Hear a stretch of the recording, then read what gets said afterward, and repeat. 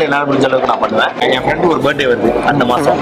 அவன் வந்து எப்படின்னா இந்த உட்லாம் அவனுக்கு ரொம்ப பிடிக்கும். அதனால இந்த மரக்கட்டை இந்த ரிலேட்டட் ஏதாவது பொருட்கள் வாங்கி அவனுக்கு கிஃப்ட் பண்ணலாம் அப்படின்றதுக்காக நம்ம டீம் நான் வந்து ஐக்கியா கூப்பிட்டு வந்திருக்கேன். போய் ஒரு நாள் கூட இந்த எங்களுக்கே என் பர்த்டேக்கெல்லாம் ஒண்ணும் பண்ண கிடையாது. சூரிய பர்த்டேக்கெல்லாம் கை கூட கொடுத்தது கிடையாது.